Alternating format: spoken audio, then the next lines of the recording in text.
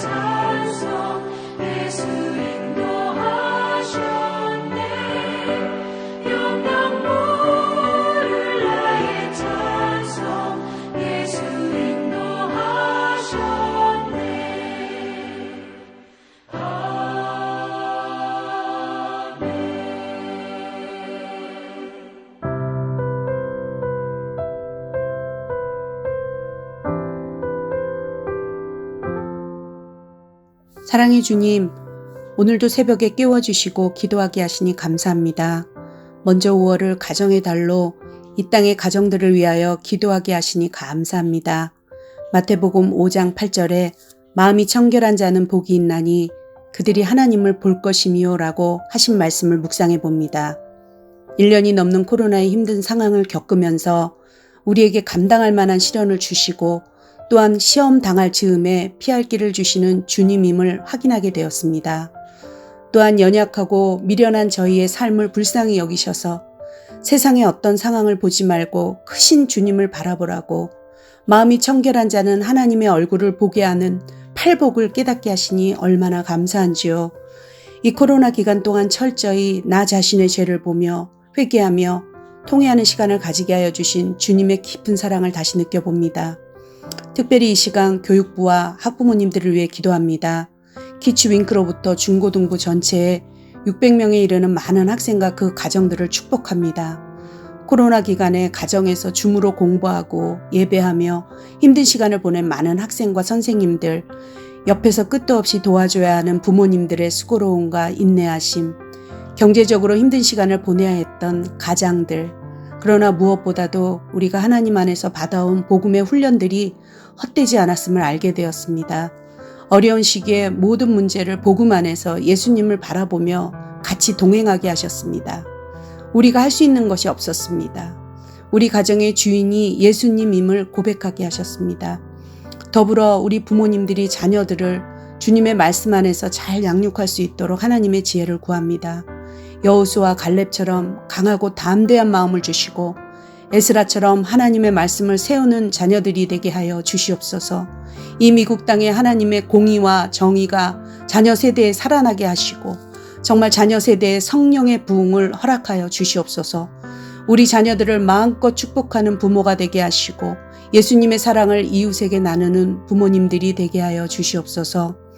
오늘 새벽에 말씀을 전하시는 목사님에게 성령 충만함으로 임하여 주시옵소서. 예수님의 이름으로 기도합니다. 아멘.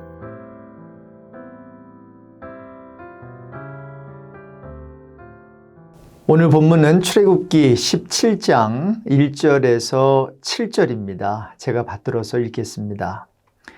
이스라엘 자손의 온 회중이 여호와의 명령대로 신광야에서 떠나 그 노정대로 행하여 리비딤에 장막을 쳤으나 백성이 마실 물이 없는지라. 백성이 모세와 다투어 이르되 우리에게 물을 주어 마시게 하라. 모세가 그들에게 이르되 너희가 어찌하여 나와 다투느냐? 너희가 어찌하여 여호와를 시험하느냐? 거기서 백성이 목이 말라 물을 찾으매 그들이 백성에게 대하여 원망하여 이르되 당신이 어찌하여 우리를 애굽에서 인도해 내어서 우리와 우리 자녀와 우리 가축이 목말라 죽게 하느냐? 모세가 여호와께 부르짖어 이르되 내가 이 백성에게 어떻게 하리이까? 그들이 조금 있으면 내게 돌을 던지겠나이다. 여호와께서 모세에게 이르시되 백성 앞을 지나서 이스라엘 장로들을 데리고 나일강을 치던 내 지팡이를 손에 잡고 가라. 내가 호렙산에 있는 그 반석 위 거기서 내 앞에 서리니 너는 그 반석을 치라. 그것에서 물이 나오리니 백성이 마시리라. 모세가 이스라엘 장로들의 목전에서 그대로 행하니라. 그가 그곳 이름을 마사 또는 무리바라 불렀으니 이는 이스라엘 자손이 다투었음이요 또는 그들이 여호와를 시험하여 이르기를 여호와께서 우리 중에 계신가 안 계신가 하였음이더라. 네, 오늘은 본문을 중심으로 원망에 대해 먼저 생각해 보고요. 두 번째로 행위와 믿음의 관계에 대해 생각해 보겠습니다. 여러분, 원망하는 게 나쁠까요? 네, 물론 원망하는 것은 바람직하지 않습니다. 그래서 고린도전서 10장 10절 같은 구절을 보면요. 저희 중에 어떤 이들이 원망하다가 멸망시키는 자에게 멸망하였나니 너희는 저희와 같이 원망하지 말라고 바울은 권면합니다. 네, 맞습니다. 원망은 성도가 하지 않는 것이 옳습니다. 그럼에도 불구하고 인간은 연약하기에 어려움이 생기면 원망 소리가 많아지지요. 그런데 참 이상합니다. 그 같은 원망의 소리에도 응답해 주시는 하나님의 모습이 성경에 나온단 말이죠. 오늘 본문은 출애굽 이후 이스라엘의 세 번째 원망 사건입니다. 여러분이 잘 아시는 대로 첫 번째 원망 사건은 마라에 이르러 물을 얻지 못해 모세를 원망한 사건인데요. 백성이 모세에게 원망하면서 무엇을 마실까 할 때 모세는 어떻게 이 문제를 해결했나요? 네, 모세는 하나님이 가리키는 한 나무를 물에 던지니까 쓴 물이 단물이 되었습니다. 두 번째 원망 사건은 신광야에 이르렀을 때였는데요. 먹을 것이 없으니까 사람들이 또 원망을 하기 시작합니다. 지난 수요일 본문인 출애굽기 16장에 나오는 내용인데요. 자, 그런데 하나님은 아무 말도 안 하시고 그들의 원망을 그냥 들어주세요. 하늘에서 양식을 비같이 내려주시겠다고 약속하시고는 만나와 메추라기로 먹이시지요. 세 번째 원망 사건은 오늘 본문에 나오는 리비딤에서의 사건입니다. 이스라엘 백성이 리비딤에 이르렀을 때 마실 물이 없었는데요. 또다시 뭐합니까? 원망을 하기 시작합니다. 3절인데요. 함께 읽어볼까요? 거기서 백성이 목이 말라 물을 찾으매 그들이 모세에게 대하여 원망하여 이르되 당신이 어찌하여 우리를 애굽에서 인도해 내어서 우리와 우리 자녀와 우리 가축이 목말라 죽게 하느냐라고 하면서 원망을 해요. 자, 이렇게 사람들이 원망을 하니까 모세는 하나님께 부르짖습니다. 그랬더니 하나님은 어떻게 이 문제를 해결하시나요? 5절과 6절입니다. 여호와께서 모세에게 이르시되 백성 앞을 지나서 이스라엘 장로들을 데리고 나일강을 치던 내 지팡이를 손에 잡고 가라. 내가 호렙산에 있는 그 반석 위 거기서 내 앞에 서리니 너는 그 반석을 치라. 그것에서 물이 나오리니 백성이 마시리라. 모세가 이스라엘 장로들의 목전에서 그대로 행하니라. 네, 하나님은 나일강을 치던 지팡이를 손에 잡으라고 하면서요, 모세에게 반석을 지팡이로 치라고 말씀하세요. 그래서 이같이 하나님의 명령대로 호렙산에 있는 한 반석을 지팡이로 치니까 반석에서 물이 나왔어요.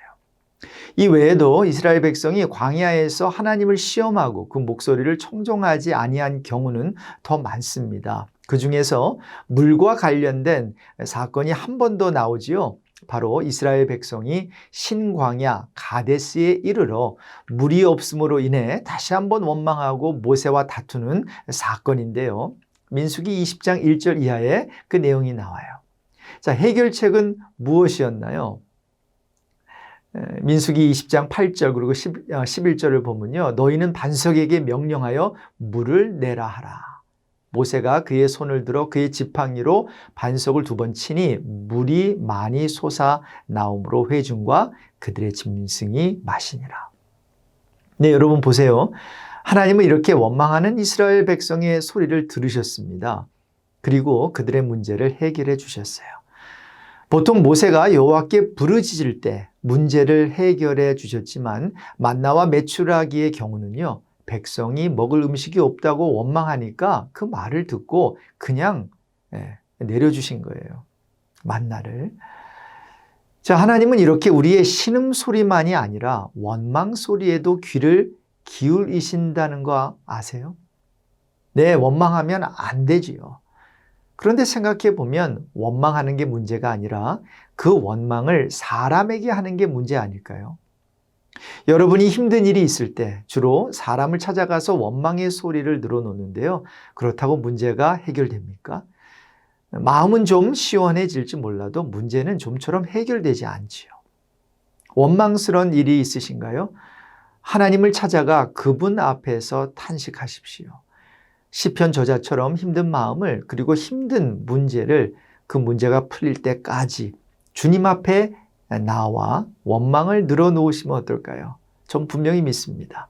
주님께서 여러분의 탄식 소리에 귀를 기울이시고 원망의 마음을 만져주실 것입니다. 그리고 여러분의 문제에 대한 멋진 해결책을 주실 줄로 믿습니다. 우리가 상상했던 것 이상으로 말이지요. 오늘 토요일인데요. 집에서 이렇게 기도하는 것도 좋지만 기도하는 집, 하나님의 성전에 와서 주님 앞에 나와 무릎 꿇어 보는 것은 어떨까요? 사실 팬데믹 가운데 주중에 또 참 교회가 많이 비어 있습니다. 이제 금요 워십 또 토요 또 새벽 예배는 우리가 예약하지 않아도 자유롭게 오셔서 마음껏 기도하실 수 있습니다. 이 귀한 자리에 여러분을 초청합니다. 절대로 푸시하는 건 아니고요. 그러나 기도하는 사람들이 함께 모여 이 새벽을 깨우는 게 얼마나 귀중한지 모르겠습니다. 자, 두 번째로 행위와 믿음의 관계에 대해 좀 생각해 보기를 원합니다. 광야에서의 3가지 물 사건을 앞에서 잠깐 살펴보았는데요. 어떻게 해결되었다고 말씀드렸지요? 자, 마라에서의 물 사건은 하나님이 가리키는 나무를 물에 던지니까 쓴 물이 단물이 되었어요. 오늘 본문에 나오는 르비딤에서의 물 사건은요, 네, 하나님의 명령대로 호렙산에 있는 한 반석을 모세의 지팡이로 치니까 반석에서 물이 나와요. 신광야 가데스에서의 물로 인한 원망 사건은 어떻게 해결되었나요? 원래는 반석에게 명령하여 물을 내야 하는데요. 모세는 그의 지팡이로 반석을 2번 쳐서 물을 냈습니다. 자, 질문입니다. 광야에서 물이 없으면 어떻게 해결해야 할까요? 1번, 나무를 물에 던지면 된다. 2번, 반석을 지팡이로 치면 된다. 3번, 반석에게 명령하면 된다. 4번, 지팡이로 반석을 2번 쳐야 한다. 한 번 칠 때보다 2번 치면 물이 더 많이 솟아나기 때문일까요? 여러분, 무엇이 맞을까요? 어떤 행위가 맞나요? 나무를 물에 던지는 행위요? 반석을 지팡이로 치는 행위? 반석과 대화 나누면 되나요? 바위야, 바위야, 물 좀 내렴? 이렇게 명하면 물이 나오는가요? 지팡이로 반석을 2번 치면 될까요? 네, 이런 것들이 단지 행위라면 정확히 그렇게 행하면 물이 나와야 합니다. 하지만 여러분 잘 아시잖아요. 그렇게 한다고 반석이 물통이 되는 것은 아니잖아요. 솔직히 그런 행위는 정신 나간 행위지요. 말도 안 되는 행위예요. 자, 그렇다면 뭘까요? 행위가 아니라면 뭐예요? 네, 그것은 행위가 아니라 믿음입니다. 무엇을 믿는 것일까요? 하나님이 그렇게 하라고 하셨으니 말씀에 순종하고 따른 거예요. 이게 진짜 행위이고 이것을 가리켜 성경은 믿음이라고 말합니다. 그러니 이것은 어떤 포뮬라가 아니라는 거지요. 신앙은 절대 포뮬라가 아닙니다. 제가 이 점을 강조하는 이유는요, 복음 중심적인 설교를 하는 목사님들이 자꾸 가만히 있으라고 하니까 누가 그러는 거예요. 모세도 가만히 있지 않았잖아요, 목사님. 지팡이를 들고 손을 바다 위로 내미니까 바다가 갈라진 것 아닌가요? 이렇게 말하면서 모세가 행했다는 거죠. 네, 맞아요. 모세가 가만히 있지 않았어요. 그런데 여러분 어떻게 생각하세요? 그렇다고 이게 행위일까요? 이런 행위를 하면 홍해가 갈라지는 건가요? 아니잖아요. 절대로 아니에요. 그렇게 수백 번, 수천 번, 수만 번 바다 위로 손을 뻗어도 홍해 바다는 꿈쩍하지 않아요. 그렇다면 뭘까요? 하나님의 말씀을 의지한 거예요. 하나님의 지시에 순종한 거예요. 즉, 믿은 거지요. 그래서 홍해 바다는 누가 갈랐지요? 무엇이 갈랐지요? 예, 모세의 믿음이에요. 그런데 궁극적으로 모세는 무엇을 믿었을까요? 하나님을 믿었고요. 궁극적으로 하나님이 홍해 바다를 가르신 거라고 성경은 말해요. 이게 신앙입니다. 이게 저와 여러분의 몫이에요. 하나님이 약속하신 것을 믿는 것, 믿고 순종하면 모세의 경우 모세가 바다 위로 손을 내밀면 여호와 하나님께서 큰 동풍을 불게 하여 바닷물을 가르시는 거예요. 그리고 그렇게 역사하시는 하나님을 가만히 목도하면서 그분께만 영광을 돌리는 거지요. 할렐루야. 복음 중심적인 설교를 듣다 보면 하나님이 다 하십니다. 우리는 할 게 없습니다. 이런 표현을 많이 들으실 거예요. 그렇다고 정말로 우리가 하는 게 하나도 없다던가 우리는 누워서 휘파람 불고 있으면 하나님이 다 알아서 해 주신다는 식으로 이해하는 분들은 ANC 온누리교회에 한 명도 없을 것입니다. 네, 맞아요. 성도의 몫이 있습니다. 그것은 순종이고 기도예요. 순종해야지요. 기도 당연히 해야지요. 자, 그런데 순종이 뭐예요? 순종은 내 뜻 내려놓는 것입니다. 그렇다면 기도는요? 기도는 움직이지 않고 하나님 앞에 바짝 엎드려 가만히 있는 것이에요. 자, 그렇다면 이렇게 내 뜻 내려놓고 하나님의 뜻을 받아들이는 것, 내가 행동하지 않고 하나님 앞에 바짝 엎드려 가만히 있는 것을 하고 계신가요?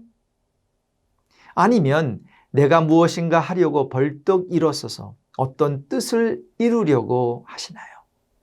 바로 복음 중심적인 설교는 이같이 내 뜻 내려놓고 하나님께 순종하는 것이고 내가 움직이지 않고 하나님이 움직이시도록 잠잠히 그분만 바라보며 기도하라는 거죠.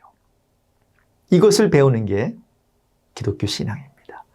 말씀을 마치면서요, 원망보다 더 큰 문제는 힘들고 어려울 때 원망은 하는데, 탄식은 하는데 주님 앞에 나오지 않는다는 거예요. 만일 우리의 모습이 그렇다면 우린 회개해야 할 것입니다. 순종은 하지 않으면서, 기도는 하지 않으면서 행위만 자랑하며 하나님과 상관없는 행동을 한다면 우린 그 점을 회개해야 할 것입니다.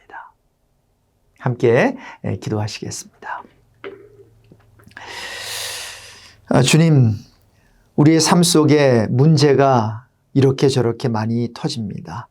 그런데 여전히 주님 앞에 와서 무릎 꿇지 않는 저희들은 아닌지요. 용서해 주십시오. 힘들어 어려운 일이 있으면 그것을 마음속에 담고 소갈이 하지 말아야 하는데, 대신 주님 앞에 나와 탄식하며 탄원해야 하는데, 그렇지 못했다면 용서해 주십시오. 문제가 풀릴 때까지 주님 앞에 나와 야곱처럼 영적 씨름을 하게 해 주십시오. 다른 게 아니라 이렇게 기도하고 하나님의 말씀에 순종할 때 주님께서 가장 좋은 것으로 응답해 주실 줄로 믿습니다. 오늘 토요일입니다. 이렇게 새벽을 깨울 수 있게 해주심을 감사하며 내일 거룩한 주일을 준비합니다. 팬데믹 가운데 참 집에서 예배드리는 게 익숙해졌지만 이제 교회가 오픈되면서 1명, 2명 참으로 교회 그 성전 땅을 밟으면서 성도의 교제가 있게 하시니 감사합니다. 주여, 내일 우리 주일 예배와 함께하여 주셔서 기름 부어주시고 영과 진리로 예배드리는 자들을 주님께로 모아주십시오. 또한 5월 가정의 달을 맞이하여서 우리 가정들을 위해, 부모들을 위해, 자녀들을 위해 매일 우리 기도 제목을 가지고 기도하고 있습니다. 우리 가정들을 불쌍히 여겨주셔서 교회 같은 가정 되게 해주십시오. 교회와 같이 예배가 있고 섬김이 있고 사랑이 넘치는 가정 되게 하시고, 우리 교회는 가정 같은 교회 되게 해주셔서 참으로 용납이 있고 용서가 있고, 그리고 잘못한 것을 덮어주며 함께 손에 손을 잡고 신랑 되신 예수 그리스도를 다시 한번 기다릴 수 있는 재림의 신앙을 회복시켜 주셔서 참으로 마지막 때 재림 신앙을 가지고 신랑 되신 예수 앙망하며 그분만을 바라며 오늘도 주님 앞에 무릎 꿇는 그러한 기도의 삶이 되게 해 주십시오. 우리를 이 새벽에 깨워주신 예수 그리스도의 이름으로 간절히 기도드립니다. 아멘. 이제 기도의 자리에 가서 함께 우리 주님과 친밀한 교제를 나누겠습니다. 승리하십시오.